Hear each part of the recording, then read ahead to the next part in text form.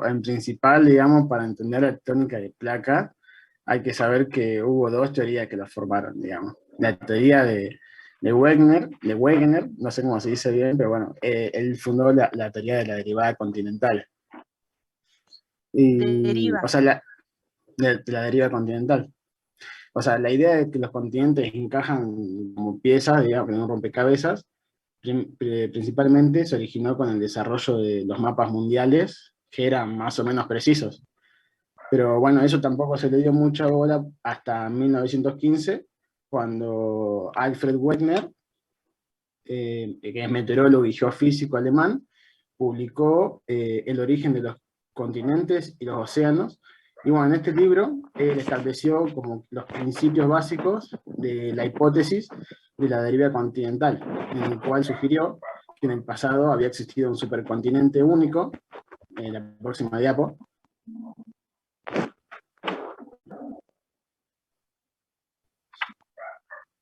Ahí está, un supercontinente, un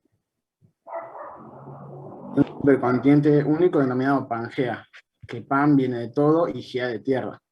Y bueno, además planteó la hipótesis de que en la era mesozoica este supercontinente empezó a fragmentarse en continentes más pequeños que, bueno, que derivaron a sus posiciones actuales que vemos hoy en día. Y bueno, también a consecuencia, digamos, de esta gran fragmentación que ocurrió, fue la creación de una nueva cuenca oceánica que denominamos el Atlántico.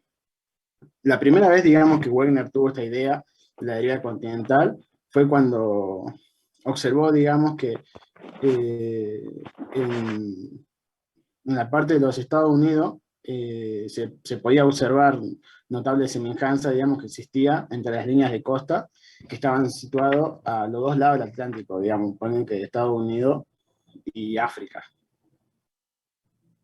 Y lo que hizo en sí para probar esta teoría fue usar procedentes, digamos, a pruebas procedentes de fósiles, tipo de rocas y clima para crear más o menos un ajuste de los continentes en forma de rompecabezas y así como creando Pangea.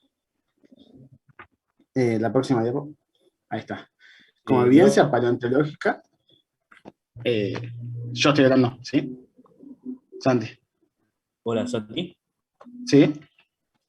Sí, no te tenés que olvidar de nombrar que Werner era un climatólogo, no era geólogo, eso es importante resaltar.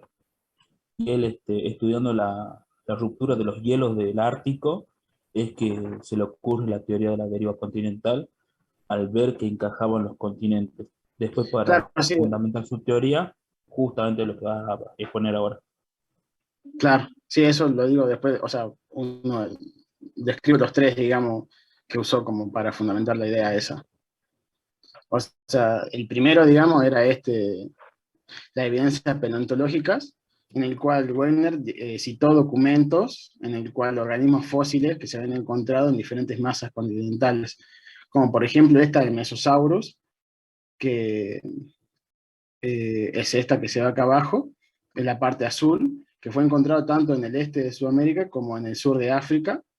Después está la Glossopteris, que era una planta que estaba muy dispersa entre África, Australia, India y Sudamérica durante el Paleozoico tardío. Y bueno, la cosa que esta planta también eran semillas grandes y difícil de transportar.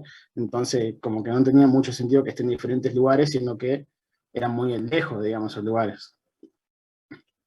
Después la próxima diapo. Y bueno, y hubo, digamos, varios, como el Sinognathus ese, y después el Lystrosaurus, que bueno, fueron también las evidencias en el cual se basó para decir la idea. Claro, Alfred Wegener. Después, otra que usó fueron pruebas de rocas, digamos.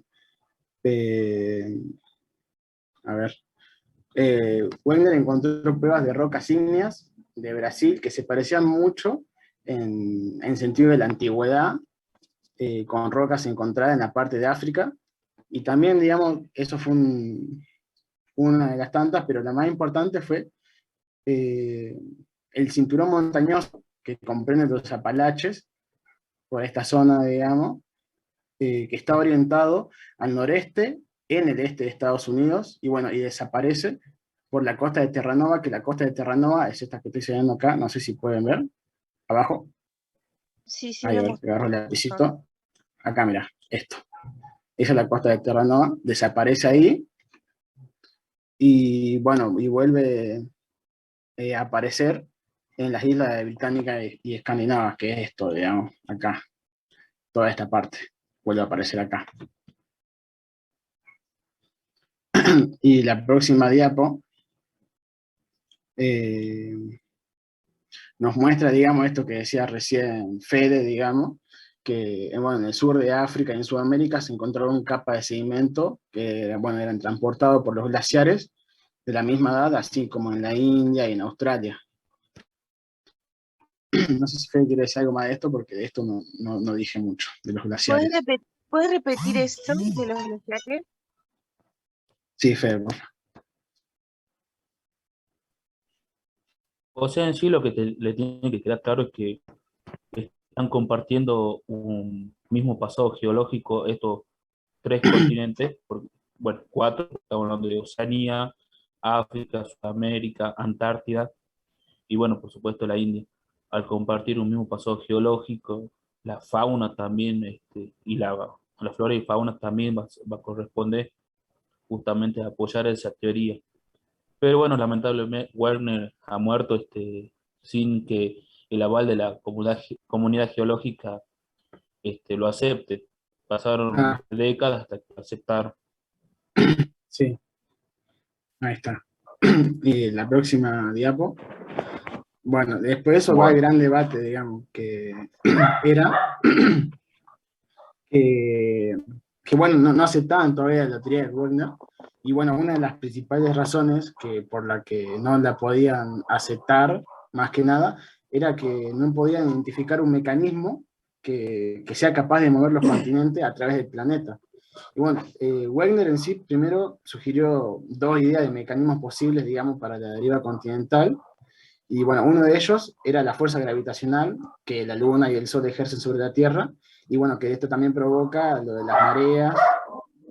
Y la otra era de que los continentes más grandes y pesados se abrieron paso por la corteza oceánica de manera muy parecida a como el rompehielo, digamos, atraviesa el hielo.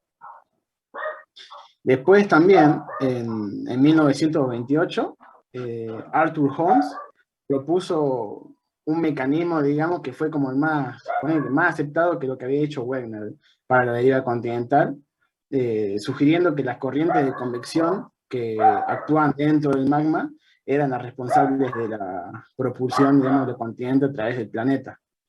Y bueno, a pesar de estas explicaciones que dio Wegener y que dio Arthur Holmes, no fue aceptada por la mayoría de la comunidad científica.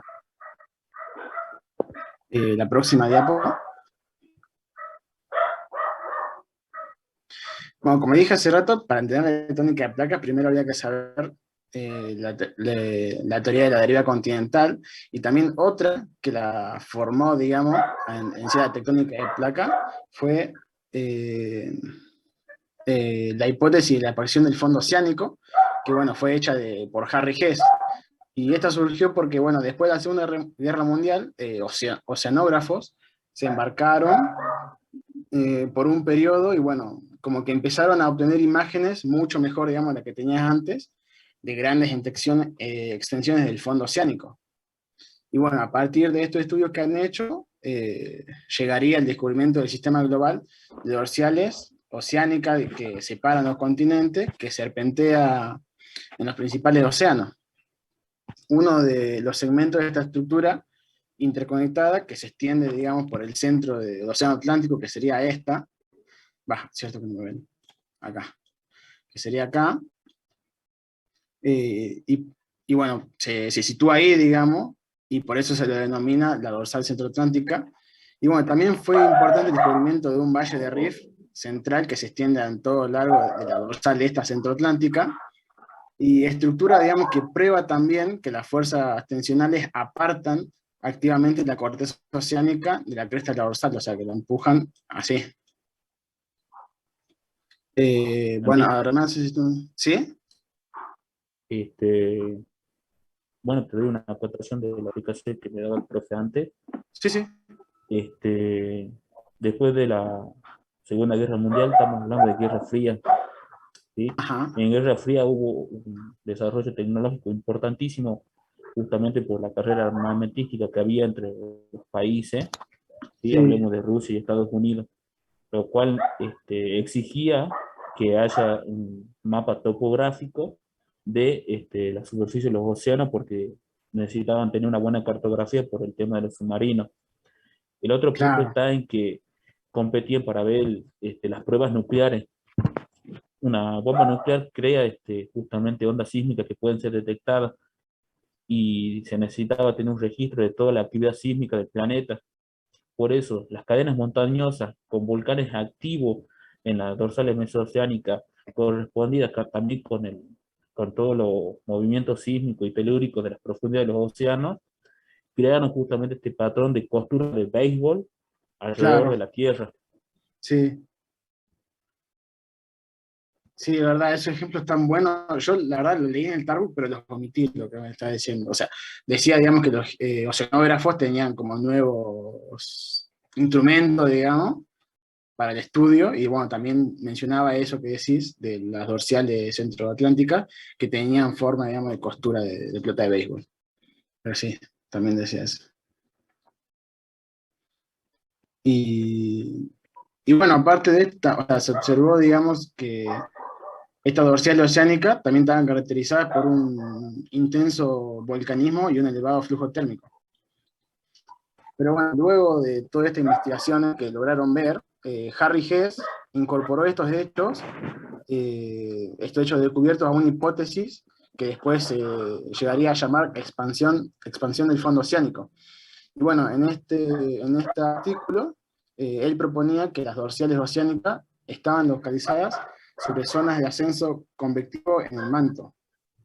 O sea, a ver, lapicito, o sea, estas, digamos, en el manto, y a medida que el material ascendía desde el manto, se expande lateralmente.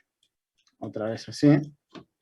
Y bueno, el suelo oceánico, digamos, es transportada de manera parecida a cómo se mueve una cinta transportadora, que bueno, lo podemos ver también así, digamos, como gira, que sería similar a una cinta transportadora. Bueno, alejándose así de la cresta dorsal.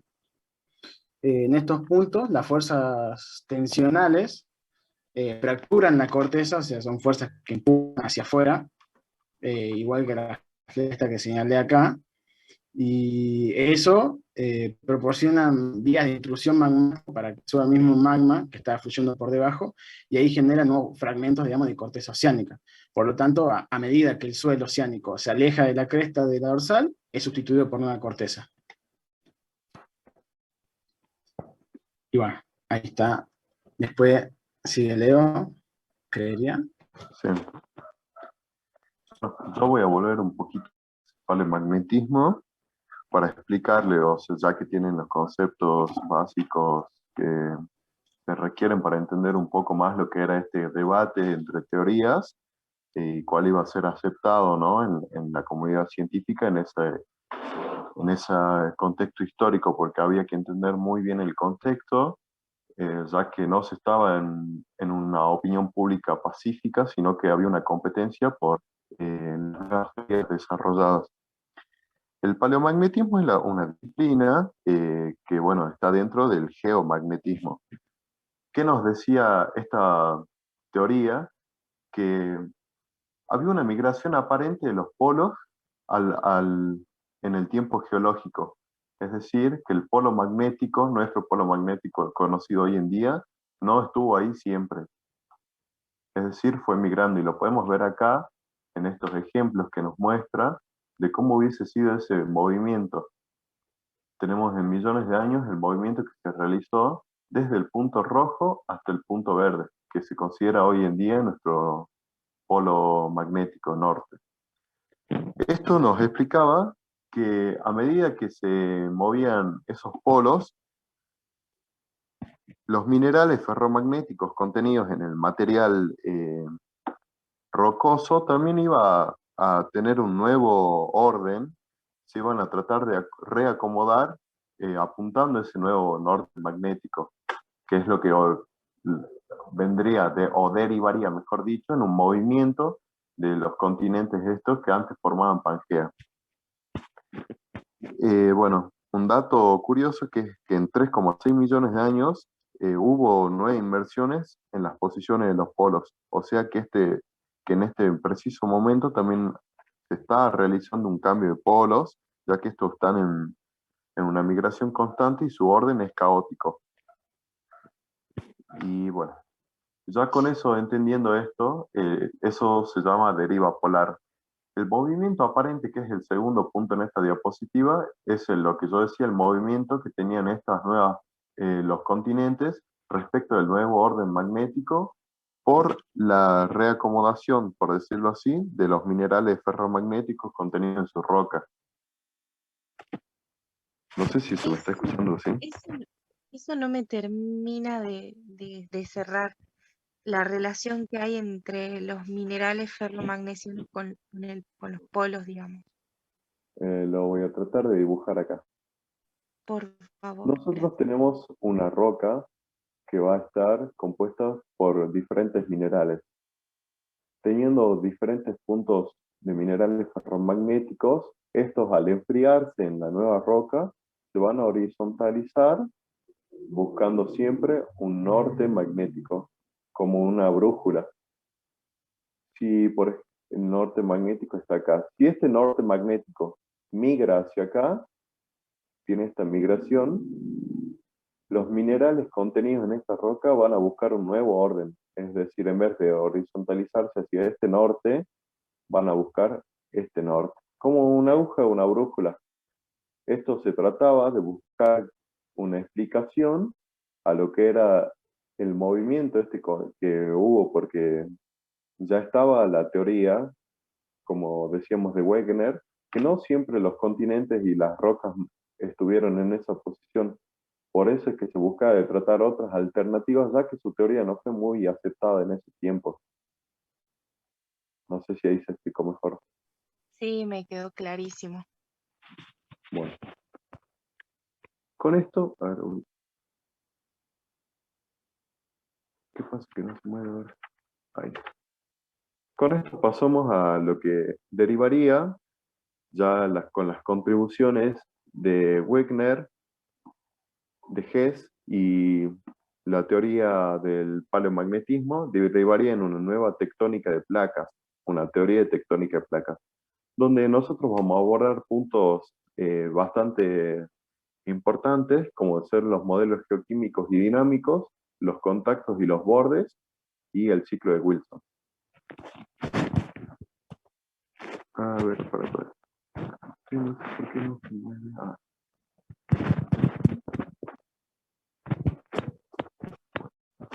Primeramente, tenemos que decir que ya dije, como ya dije, ya había una creencia de que los continentes no siempre habían estado en la posición actual. Mucho antes de Wegener hubo otro cartógrafo holandés llamado Ortelius que sugería que el continente de África fue separado por Europa por terremotos y diluvios. Era una teoría catastrófica, pero no fue aceptada en su tiempo, sino complementada luego con la de Wegener. Bueno, a raíz de esto se construyó una teoría tectónica de placas basándose en 3 aspectos con evidencias científicas que constituyen los pilares que sustentan la nueva teoría de tectónica de placas. El primero es el mapeo del fondo oceánico, porque hasta ese entonces todos creían que era plano y carente de relieves, pero como nos decía nuestro compañero, en esta carrera por el avance tecnológico utilizado en la guerra, se empezaron a hacer las primeras inmersiones marinas donde se conoció algo del paisaje marino. Disculpa, En preguntan sí. por el chat si estás pasando diapositivas o quedó ahí nada más. No, quedó ahí, Ah, perfecto. en esta. Bueno, Bueno, estas exploraciones develaron un paisaje marino, revelando que estaban ligados a la Tierra, que no era un ambiente distinto y que tenía consecuencias del mismo relieve que había en superficie. Es decir, como vimos en las pruebas, había cordones montañosos que descendían en el mar y durante kilómetros. El segundo son las fajas magnéticas, que no solo las exploraciones contemplaron un mundo oceánico, sino que a través de cartas batimétricas realizaron medidas del magnetismo de las rocas y se vieron que no tenían el mismo magnetismo. Esto es normal, ya que el basalto es conocido que tiene más material magnético que otros minerales. Bueno, el movimiento de las propiedades magnéticas de las Alto rocas. contenido de hierro.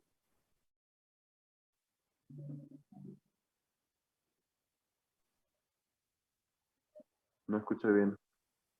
El basalto tiene alto contenido de hierro. Claro, Ah, claro. por eso una localización muy cercana a una roca basáltica, las brújulas que apuntan al norte generalmente suelen variar por esta confusión. Bueno, ¿dónde me quedé? Bueno, ya sabían que... ¿dónde me quedé? Acá está. Bueno, el conocimiento de las propiedades magnéticas de las rocas permitió generar estos mapeos de los fondos oceánicos que desprendió de variaciones magnéticas. O sea, no eran aleatorias, sino que obedecían un patrón determinado. Que esto es lo que nos referíamos con el paleomagnetismo. Siempre iban a estar tratando de orientar hacia el nudo magnético. Bueno, y el tercer fundamento sería el movimiento del fondo oceánico y el reciclaje del material, que se explicó con Hess. Ahora vamos a ver el modelo geoquímico y dinámico. Cuando hablamos de modelo geoquímico, hablamos de cómo están compuestas la química de las capas, es decir,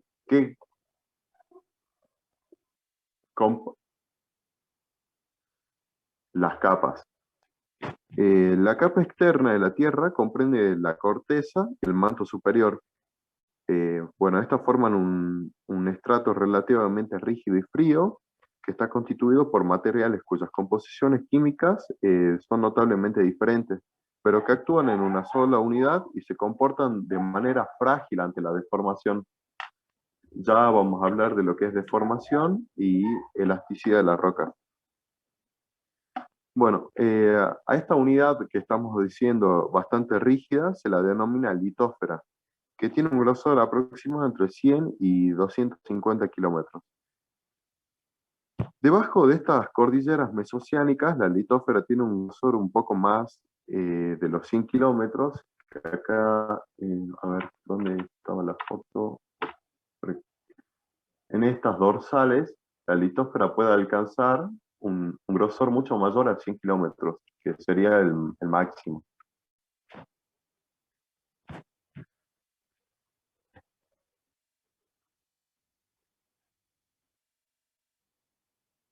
Bueno, después vamos a tener un modelo dinámico que describe el movimiento de las capas de la geósfera de acuerdo con ciertas características como la rigidez y elasticidad.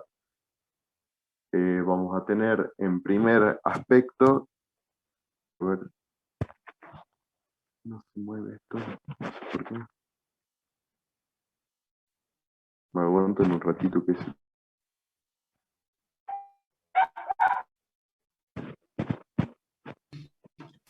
Sí, tranqui, igual después esto se edita. Va todo edición. ¿Cómo? Tranqui que después igual se edita. Dale. Edito, lo recorto y ya lo mando. Bueno, espectacular hasta ahora. Te juro que hay miles de cosas que no nos enseñaron. Y nada, contenta. Igual, la verdad que sí, o sea, si yo me quedaba con el TP que teníamos de coso, estamos en mano. Sí, con suerte eran los nombres de las placas tectónicas y chau, nada más, no había otra.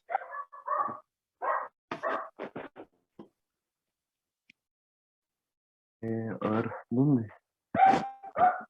Pasa de una a otra.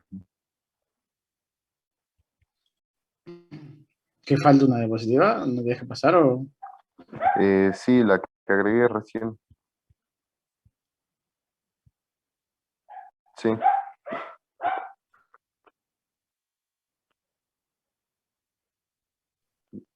No, kilómetros. Más de 100 kilómetros. O sea, de más puede llegar a medir, digamos, en una dorsal. Pero generalmente sí.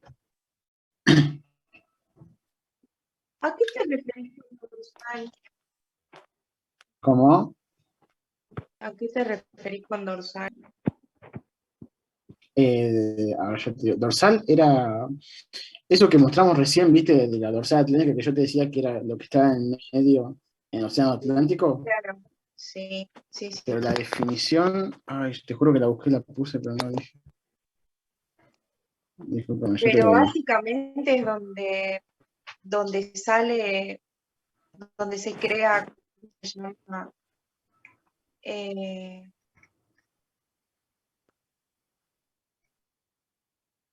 Claro, es, Claro, hay o sea, expansión y reciclaje para que se siga, o sea, ese espacio siga creciendo.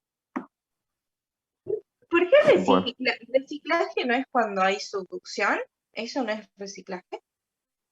pero en esta zona, a ver, ahí donde habíamos, ahí te busco. No, bueno, en este, ¿viste el movimiento este que tiene el magma desde adentro hacia afuera? O sea, va desde hacia afuera y después hacia adentro en la zona de ascenso. Se le dice reciclaje porque siempre que se expanda van a quedar acá una brecha mucho más grande que se va a rellenar con el nuevo material que emerge de estas zonas del manto inferior. Ah, yo pensaba de que reciclaje solamente era cuando había subducción, digamos, no cuando salía, digamos. Bueno, no me deja pasar después de esta a la otra, así que bueno, sigo Si no, explicando quita desde acá. la presentación, digamos, salir de la presentación y mostrarlo Mostrar así la como diapositiva. con la dispositiva así en chiquito, a ver si A te ver, deja. dale. Ahí trato.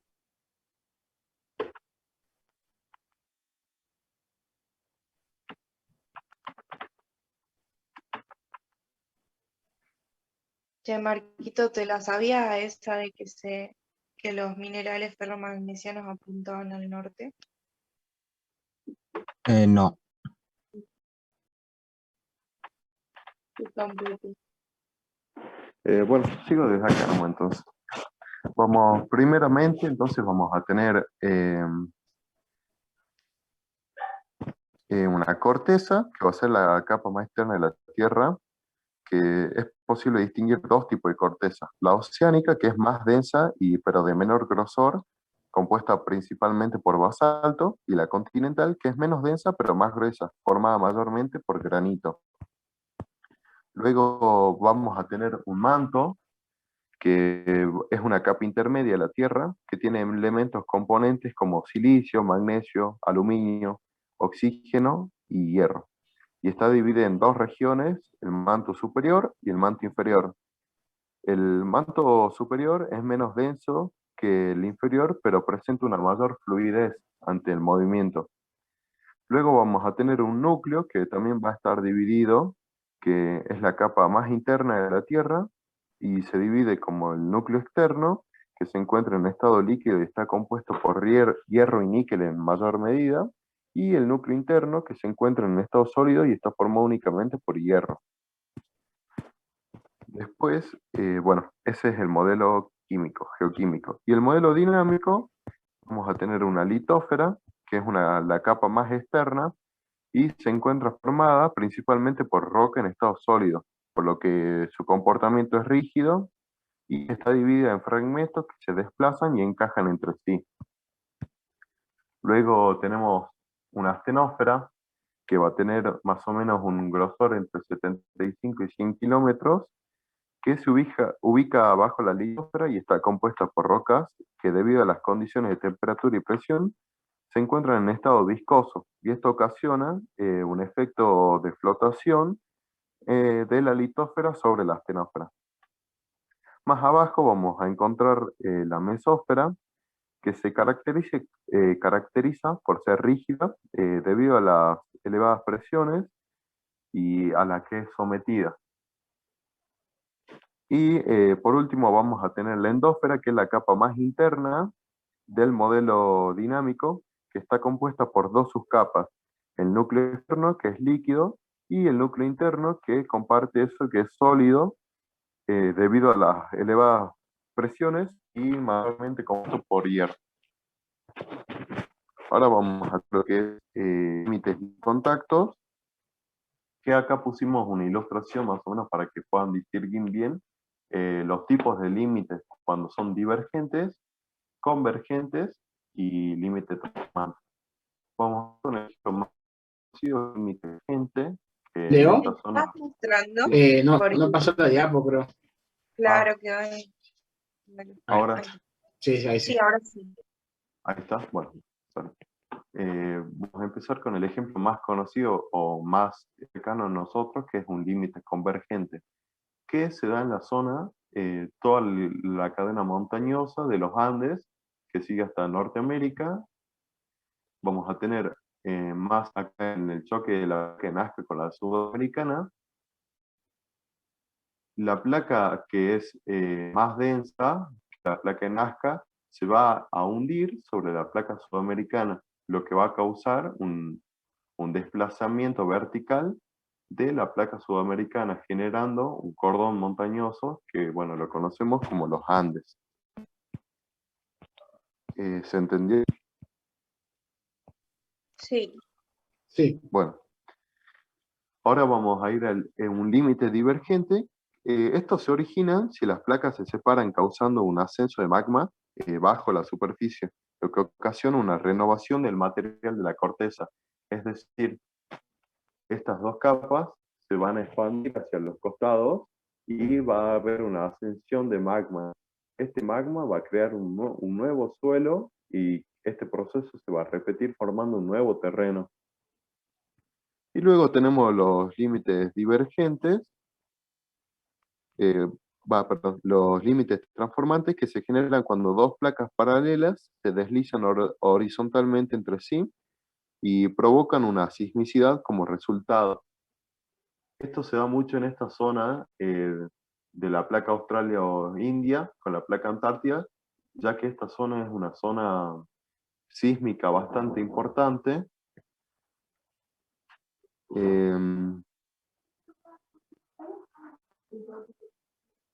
A ver, me esperen un segundito.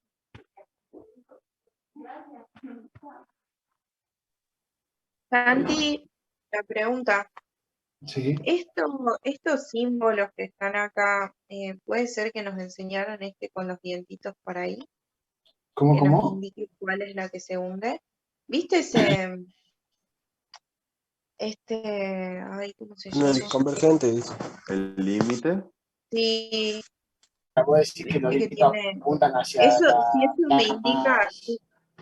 claro, si eso me Más indica cuál es la que sí. la placa menos densa. Ah, claro, los triangulitos están para donde está la placa menos densa. Indicando la placa sudamericana. Es decir, te está indicando que la placa de Nazca va a Se está, converger por debajo de la placa sudamericana y va a causar lo que es la montaña esta de los Andes, el cordón montañoso, perdón, sí, y donde va a haber una elevación del terreno. bien. Che, Leila, eso lo podés ver como lo que vivimos en el tema de las fallas, que cuando había esa simbología, los dientecitos indicaban al bloque colgante, o sea, al bloque que estaba por encima del otro, digamos. Acá Eso sucede lo era lo que mismo. estaba preguntando. Eso era lo que estaba Ah, preguntando, si esos dientecitos apuntaban y me sí, indicaban, digamos, para darme cuenta cuál es la que va por debajo. claro, sí, sí. O sea, los dientecitos te indican cuál es la que está por encima de la otra, digamos. Claro, sí, sí, sí. Perfecto.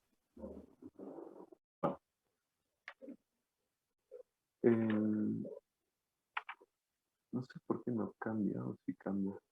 ¿Ustedes ven que cambia? Ahora sí, ¿no? Sí, ahora sí. Bueno. Ahora sí. Todos sabemos que estas placas van a tener un movimiento y van a realizar un esfuerzo, que este esfuerzo hace referencia a la fuerza aplicada en un área determinada de la roca. Vamos a tener tres tipos de que van a ser compresión, tensión y cizalla. La compresión es el esfuerzo al que son sometidas las rocas cuando se comprimen por fuerzas dirigidas unas a otras a lo largo de una misma línea. Esto es cuando los materiales se someten a este tipo de esfuerzo, tienden a acortarse en la dirección del esfuerzo mediante la formación de pliegues o fallas. Depende de esto si la roca es dúctil o si es una roca bastante frágil. Vamos a tener también tensión, que es el resultado de las fuerzas que actúan a lo largo de la misma línea, pero en dirección opuesta. Bueno, y este tipo de esfuerzo actúa alargando o separando las rocas. Les voy a ir mostrando lo que es tensión. Dijimos que va a ir o alargando o separando a las rocas, depende si estas son dúctiles o frágiles. La compresión, que va a actuar acortando la roca, es decir, si forma un pliegue o una falla. Y una cizalla, que es cuando el esto de este esfuerzo actúa en paralelo, pero en direcciones opuestas, lo que da como resultado una deformación por desplazamiento a lo largo de los planos. Podemos tener esta forma, que sería, si la roca es dúctil, tenés una deformación, o tenés una fractura, si es una roca bastante frágil. Estamos buscando ejemplos con otras imágenes, pero está difícil encontrar alguna que tenga todas, así que puse esta. Acá las fuerzas, la fuerza está representada con esta flecha roja, y ahí tenés la dirección sobre la cual actúan. Un ejemplo de tensión también, de fuerza de tensión, era lo que pasaba en la expansión del fondo oceánico, digamos, que habíamos dicho antes, Sí, cuando sí, se claro. separaban. En ese sector se hallan rocas frágiles, por eso en vez de alargarse, es como que estarían estirando de los dos extremos, que al ser frágil, no tener una elasticidad, la roca se fractura y permite la ascensión de magma. Bueno, acá vamos a pasar un ciclo de Wilson, que a mí me... A ver, ahí veo si los puedo compartir.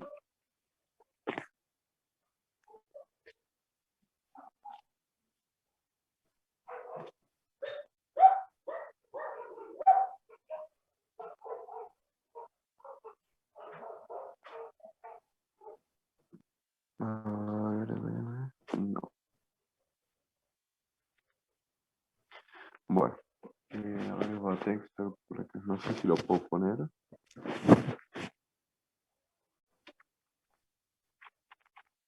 Ahora aguanten un ratito, quiero ver si puedo poner algo que había visto.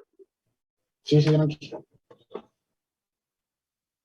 Todo se- Una pregunta, ¿estos esfuerzos, de dónde, digamos, de dónde se origina la fuerza esa que o que los estira o que los comprime, digamos? ¿Es por los movimientos Sí, de por los convección? movimientos de placas. Es por los movimientos de placas, ya que las placas, ve acá te lo voy a mostrar, ¿ves? Tienen una dirección en la que se mueven y se desplazan a una cierta velocidad. Tienen una aceleración y una masa. Eso es igual a una fuerza. Por ejemplo, acá tenemos la placa de Nazca, que se va a mover en el sentido para chocar con la placa sudamericana, como habíamos visto. O sea, es Sí, decir, la placa de Nazca va a estar ejerciendo esta fuerza en esta dirección sobre la placa sudamericana. sí. Esto también se aplica a los diferentes bloques de rocas, no solo a nivel a una gran escala, sino también a pequeñas escalas cuando estamos hablando de solo kilómetros. Claro, sí, sí, sí. Vimos eso. Igual yo creo que lo que preguntaba Leila es de cómo se generan ese tipo de esfuerzo, digamos, debido a qué. Claro. O sea, yo Este, creo que vos sola te respondiste, Leila, que dijiste por las corrientes de convección, porque si yo no me equivoco, no sé, los chicos si me corrigen, pero las fuerzas de convección, o sea, las corrientes de convección de abajo, generan que los continentes, digamos, arriba de esa continental, es como suspendida, en el medio es viscoso que decía Leo, y Claro, entonces Sí, las corrientes de convección hacen de que se muevan tanto para un lado como para el otro, digamos. ¿vos sí, Fede. Sí, se acuerdan del ejemplo que le daba yo de la olla de puchero? sí, Sí, Imagínate que tenés una olla, ¿no es cierto? Está hirviendo el puchero, ya hirvió bastante, todo el caldo, todo. Y vos tenés, bueno, el caracú se queda en el fondo, pero vos tenés una espuma que constantemente se mantiene suspendida ahí. sí, ¿Sí? sí, ¿verdad? Bueno, Sí. este, esto me da pie para hablar del principio de la isostasia. No sé si lo ubican, el principio de isostasia. ¿Lo leyeron? no, ¿Y principio de qué? De isostasia. Es un equilibrio. Iso sí, es un equilibrio por la etimología, digamos. Sí, explícalo. Por en sí hace lo siguiente, la Tierra no se hace más grande, se mantiene en un proceso isostásico. O a generar corteza oceánica que como una cinta transportadora va a ir desplazando.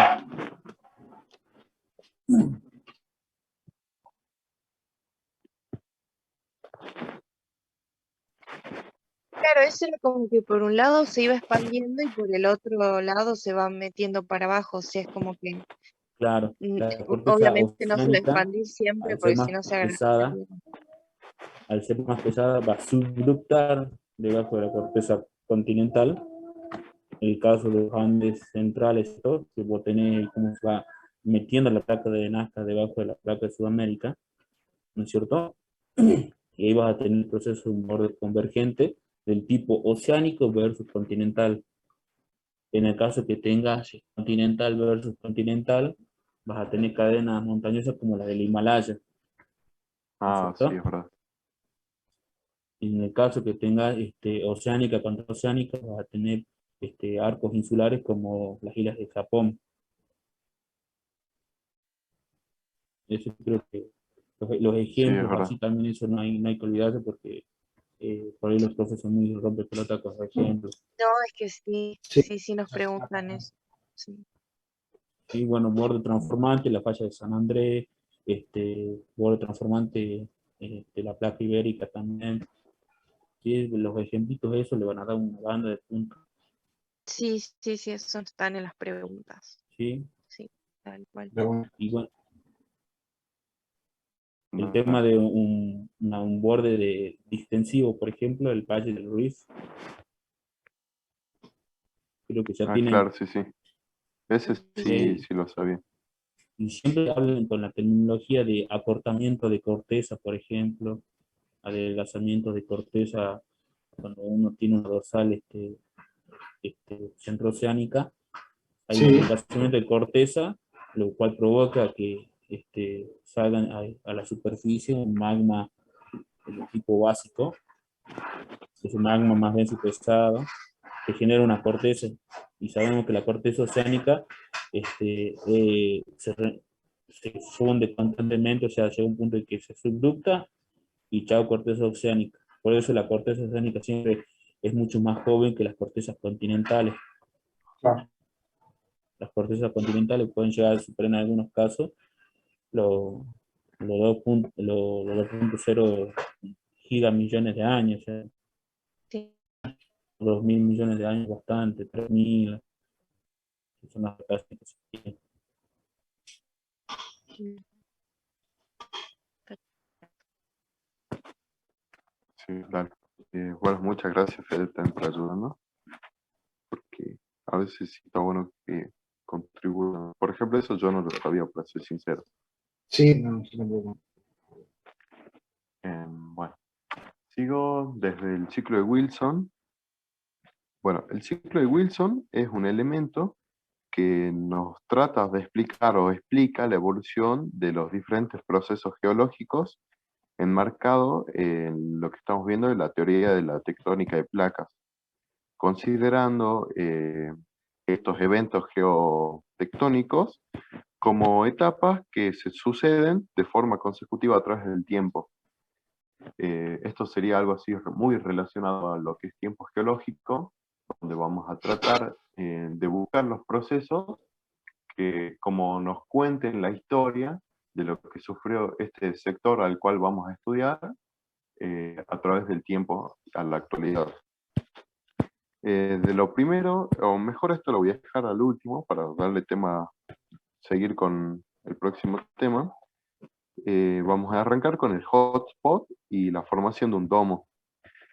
Que los hotspots son los puntos de calientes. diapositiva, creo. No, en esta misma la voy a explicar.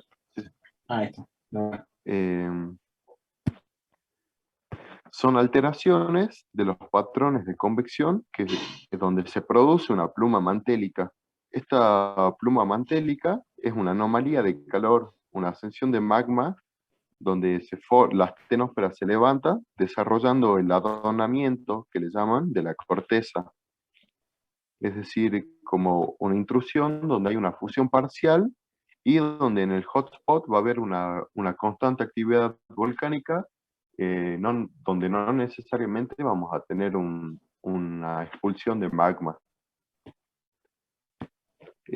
Bueno, seguido a los hotspots podemos tener los estados iniciales del rift continental, que es decir, una porción del continente, una porción continental como que se parte en respuesta a la tensión de intraplaca debido a este hotspot y se levanta se forma o un levantamiento o un viento que es muy similar a lo que es una falla, pero esto es más una ruptura.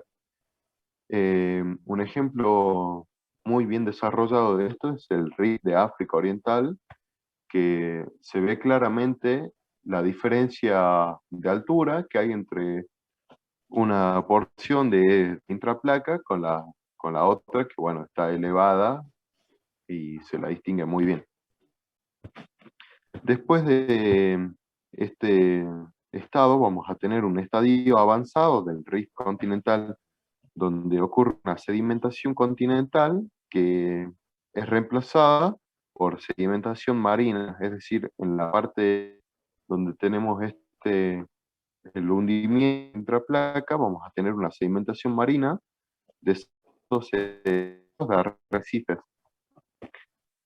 Bueno, y los magmas continentales se emplazan principalmente en forma de diques y en ocasiones como coladas volcánicas donde se genera un nuevo material, pero mayormente, como dije, no necesariamente hay una actividad sísmica, sino que se encuentran muchos diques en esta zona.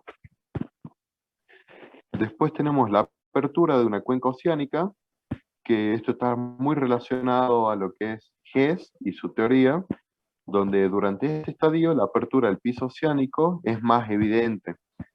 Las inversiones magnéticas empiezan a ser identificadas en las rocas, es decir, hay un nuevo ordenamiento de los minerales ferromagnéticos y los océanos son divididos por las dorsales, presentando como sería una historia de depósito independiente donde vamos a encontrar, también como nos colabora Fede, un sedimento mucho más joven a lo que era la roca del piso oceánico. Y va a presentar una velocidad acelerada de separación dentro de las dorsales que pueden permitir unas transgresiones globales. Esto tiene mucho que ver con también lo que es Japón, islas que fueron de esta forma, donde se rompe la corteza, se rompe o hay una apertura, mejor dicho, el pánico, y hay unas inversiones de magmas que empiezan a emerger desde ese punto. Posta, me gustaría mostrarle las fotos, pero a ver, voy a tratar. ¿Vos, Santi, no las puedes mostrar?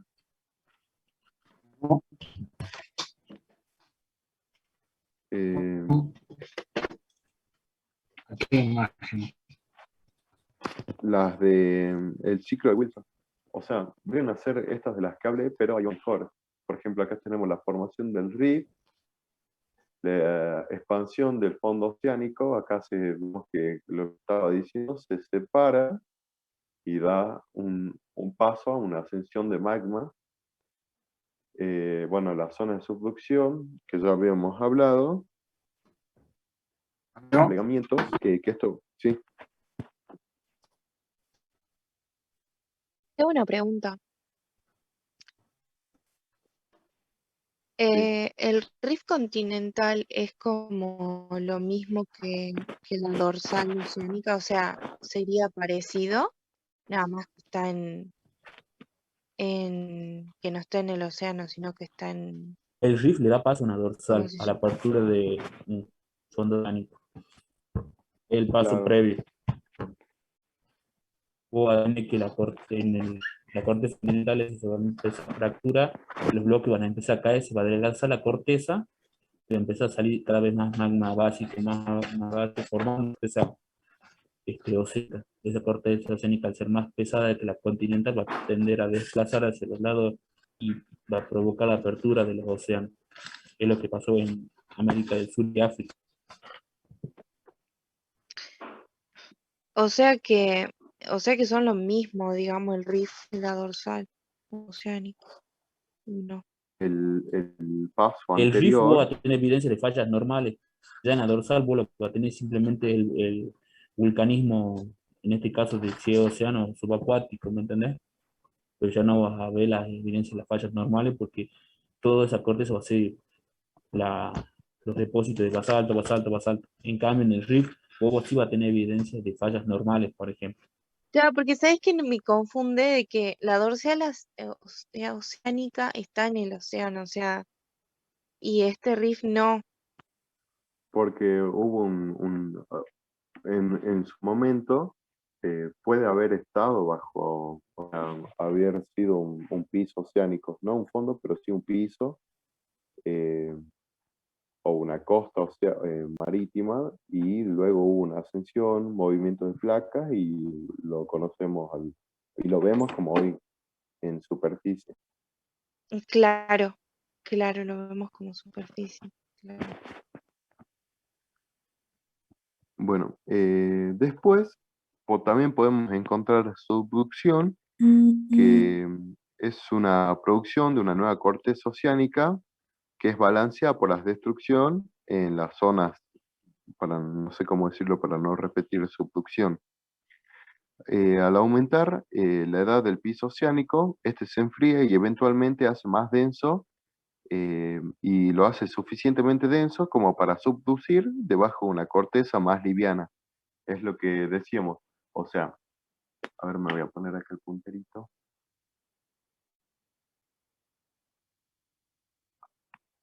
Esta parte que se ve acá, eh, uy, no.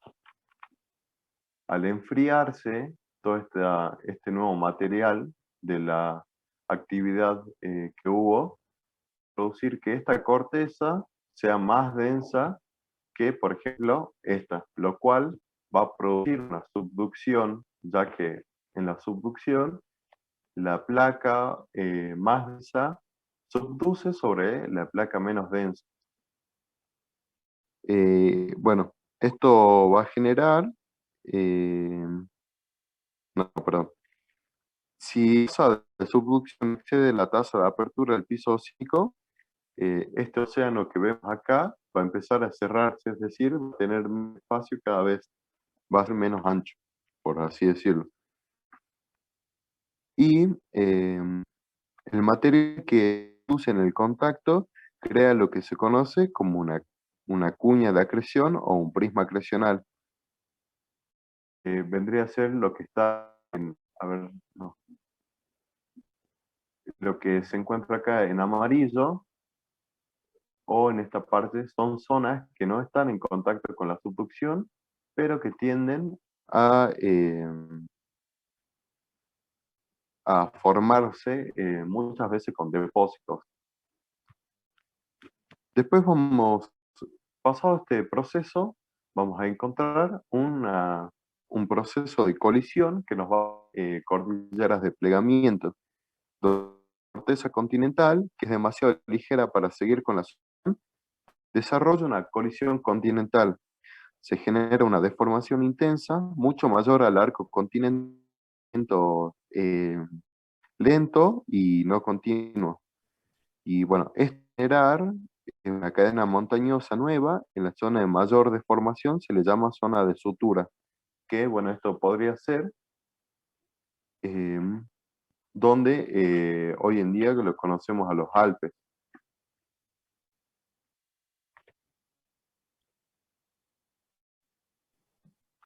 Y vamos a tener luego de esto, va a haber una nueva neoformación de una zona cratónica, eh, que va a ser cratónica estable.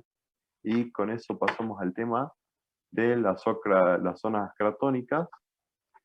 Y lo puse como la roca más antigua de Pangea porque muchas veces estas zonas no fueron no estuvieron involucradas en tantos procesos, por lo cual conservan rocas de una edad bastante grande.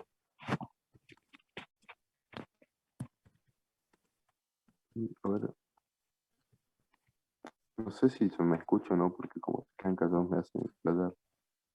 Sí se escucha. Si querés, te Bueno, interrumpo un poco en algo que sí, creo que no quedó muy claro. Cuando hablabas del círculo de Wilson, hablaste de ¿cómo era que dijiste? Tendrían que ser los puntos calientes, ¿verdad? sí, Este, Vos cuando tenés el adelgazamiento de la corteza, tenés lo que es una anomalía térmica, ¿no es cierto? Pero cuando vos ya hablas de puntos calientes, el caso típico es Hawái, por ejemplo, para punto caliente, no, claro, no así para dorsal. Dorsal ya estamos hablando de las corrientes convectivas del manto que fracturan la corteza oceánica y producen nueva corteza oceánica y hacen el efecto de cinta transportadora. Pero cuando vos hablas de hot, ¿no es cierto? Los puntos calientes, eso sí, ya sería otra cosa que son las plumas mantélicas. claro, sí, sí. Bueno, otro ejemplo también parecido, muy parecido al de Hawái, es Islandia, que hasta el día de hoy eh, sigue muy activo ese punto caliente, pero la energía geotérmica la utilizan a su beneficio. Hay ahí unas centrales geotérmicas bastante interesantes que después las quieren buscar. Eh, bueno, las zonas cratónicas están ubicadas por debajo de las rocas formadas en el Precámbrico, que ocupan los núcleos continentales. Son rocas marginadas, orogénicas, fanerozoicas. Todos los continentes tienen su correspondiente núcleo precámbrico, como los escudos en Canadá, o en Brasil en el Amazonas, que son los escudos canadienses y amazónicos. Eh, las rocas como núcleos continentales, estas las que les hablo, mayormente están expuestas a la vista en grandes superficies denominadas o escudos o cratones. Se extienden considerablemente en el subsuelo y a una profundidad moderada. Se encuentran muchas veces cubiertas por rocas o por sedimentitas no deformadas, esto forma un conjunto llamado plataformas. Otra denominación, atendiendo a las características paleontológicas y en la creencia de que estuvo desprovisto de vida, eh, se las llama, bueno, esto sería previo al periodo cámbrico. El posterior descubrimiento en estos terrenos de formas biológicas fósiles motivó un desdoblamiento. A las rocas de la parte más reciente del Precámbrico se las llama proterozoico. Bueno, del griego viene próteros de primero y a la parte más antigua el arcaico. La importancia temporal de esto es que el Precámbrico surge cuando contrasta con la duración del Fanerozoico, Por lo tanto, de los 4.600 millones de años, dejan a disposición aproximadamente 4.000 años. Esto es bastante importante para nuestro estudio, ya que es donde como geólogos tratamos de descifrar o de reconstruir la historia para entender los procesos que hubo en el pasado y entender también el proceso evolutivo en la actualidad y tal vez tener una proyección a futuro de lo que podría ser. Y después, bueno, Santi, no sé si... Sí, bueno, era un punto, digamos, de importancia. ¿Se me escucha? ¿Hola? Sí se te escucha. De bueno. Bueno, este era un punto, digamos, por la importancia de técnica de placas, que me parece importante, digamos, que aparecía, que es que proporciona, digamos, una descripción exhaustiva de los procesos que produjeron las principales estructuras del mundo, digamos. Bueno, también nos ayuda a entender cómo, por qué se genera algo y qué puede pasar, digamos, siempre hablando en millones de años, ¿no? Bueno, también, bueno, relación entre distintos temas de la geología, digamos, nos enseña, por ejemplo, recién cómo aplicaba las fuerzas, también cómo aplican dentro de todo lo que serían las placas, cómo tiene relación un tema con otro, la interpretación del orden y distribución del entorno, ya sería rocas, minerales, plantas, como también explicaba cómo Albert, Albert, ay, ¿cómo era el apellido? Me olvidé. Wegener. Es Werner asimiló, digamos, los tipos de rocas, animales y plantas, para así, digamos, reafirmar su teoría. ¿Cómo nos podemos basar de todo lo del planeta Tierra y lo que genera técnica de placas para crear esa teoría? Y bueno, también nos ayuda a comprender, digamos, el ciclo evolutivo del proceso dinámico de la Tierra, porque también, aparte, digamos, de que Wegener se basó en los animales prehistóricos, también se basó en evolutivo, digamos, en animales que se encontraban en ciertas zonas. Por ejemplo, el canguro, se encontraron varios, o sea, el canguro es pariente del marsupial, el cual se encontraron restos en parte también al este de Estados Unidos y al sur de África. Y bueno, eso era todo el tema en sí. Espectacular, chicos.